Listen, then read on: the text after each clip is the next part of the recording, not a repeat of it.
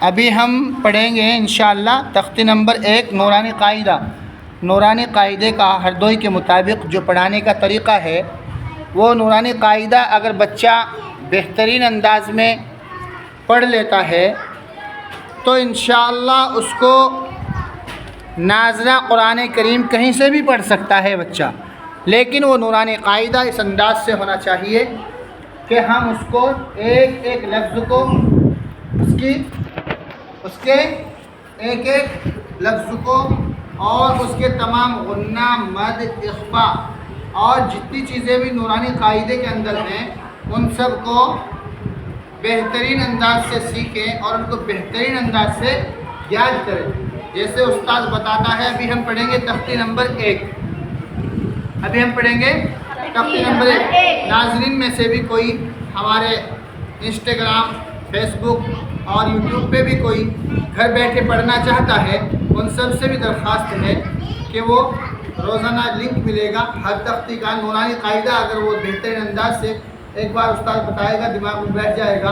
हरफों की अदायगी, हर्फ कैसे निकलते हैं, कहाँ से निकालना है, तो ये सारी चीज़ें हैं, उनको ध्यान से देखें और सुने। और उनकी जो है इंग्लिश में कहते हैं प्रैक्टिस और हम कहते हैं अरबी में मश्क। क्या? मश्क। इसी चीज़ को हिंदी में बोलते हैं अभ्यास। उसको अगर ध्यान से सुन लेगा तो इंशाअल्लाह पहली तख्ती अगर सही हो गई तो आगे सब कुछ आसान है।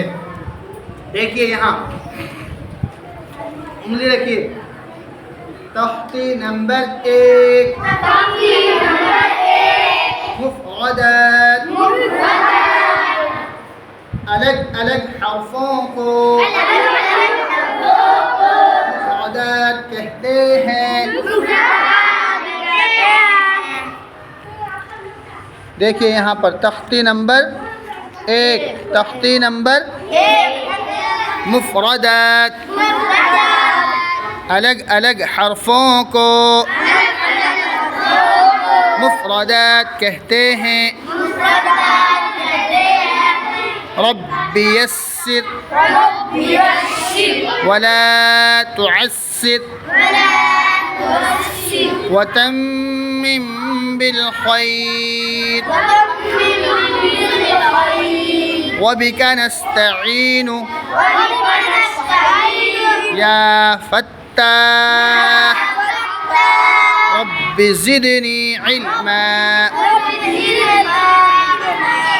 अब दोबारा से पढ़ेंगे आऊज़ु बिल्लाह, फिर बिस्मिल्लाह। आऊज़ु बिल्लाहि मिनश शैतानिर रजीम।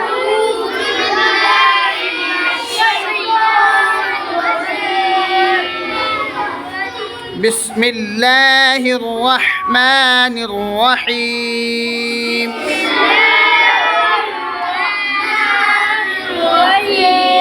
तख्ती नंबर 1 मुफ़रदात, अलग अलग हर्फों को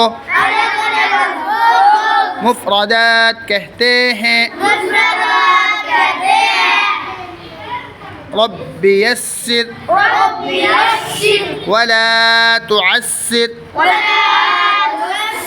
यहाँ आइन अदा होगा। आइन को हलक के बीच में जो हड्डी होती है यहाँ उंगली रखो, यहाँ हलक के यहाँ से आइन अदा होता है। हमज़ा में और आइन में यही फ़र्क होता है कि हमज़ा ऊपर से ही हल्के अंदाज में हमज़ा ऐसे, और आइन हलक से अदा होता है। यहाँ जहाँ आपने उंगली रखी हुई है आइन यहाँ से अदा होता है।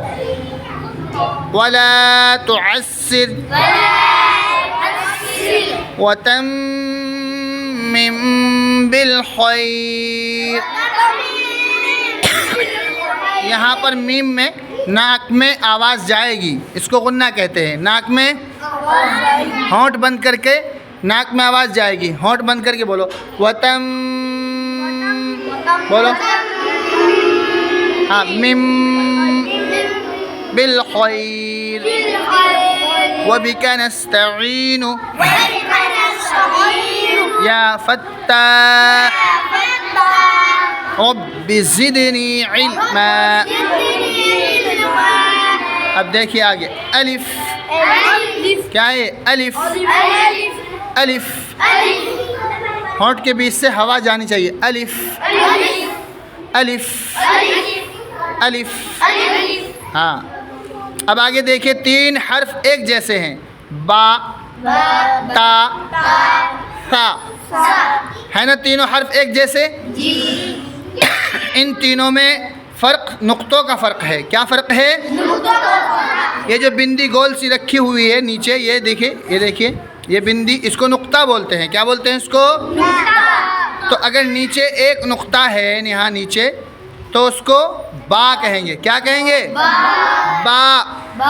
ये क्या है? बा। अगले वाले के ऊपर 2 नुक्ते हैं, उसको क्या कहेंगे? ता। उसके अगले वाले के ऊपर 3 नुक्ते हैं, उसको क्या कहेंगे? ऐसे बोलेंगे, फा, नरमी से, फा, फा, फा, फा। उससे आगे वाला है जीम।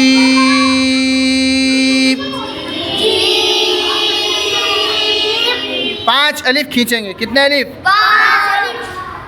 5 अलिफ की मिक़दार कितनी होती है? जितनी बंद मुट्ठी होती है ना, ये बंद मुट्ठी की 5 उंगलियों को खोलना। जैसे जीम हो गए 5 अलिफ। समझ गए? 5 अलिफ हो गया। अब आगे चलिए, हा, हलक से निकालेंगे। कहाँ से निकालेंगे? हा, जैसे ठंडी सांस लेते हैं, हा। आगे चलिए, हो, यहाँ ठोड़ी के नीचे से निकालेंगे। कहाँ से निकालेंगे? यहाँ ठोड़ी के नीचे, हो। पुर आवाज़ होगी इसकी, यानी कि मोटी आवाज़, हो।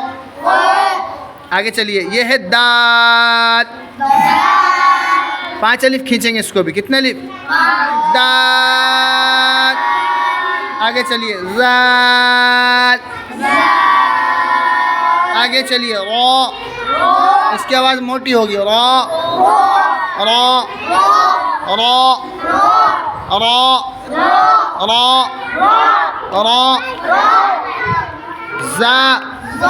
ये देखिए क्या है ये? ज़ा, ज़ा। आगे चलिए, सीन।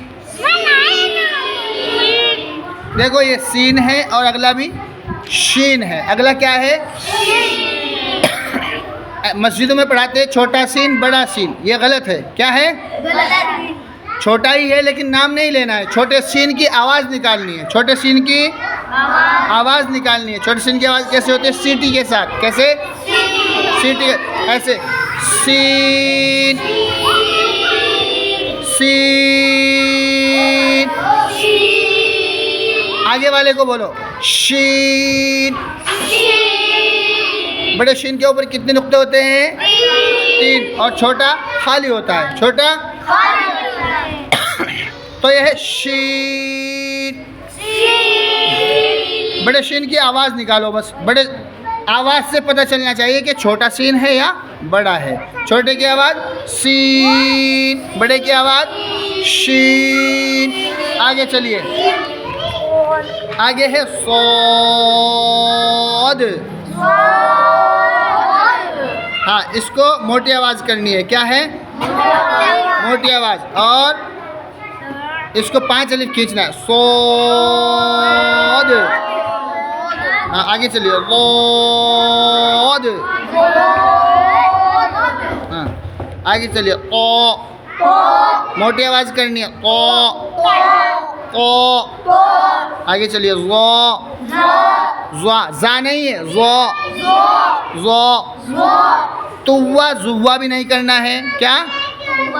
मस्जिद में पढ़ते हैं तुवा जुवा नहीं, यह है तो, यह है ज़ो। इसको आइन को हलक से निकालना है। कहाँ से निकालना है?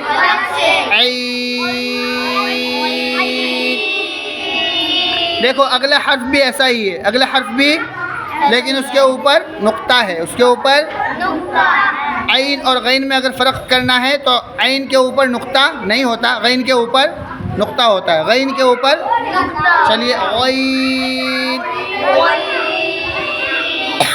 गैन की आवाज़ भी यहीं से निकलेगी। कहाँ से? यहाँ थोड़ी के नीचे से, गैन।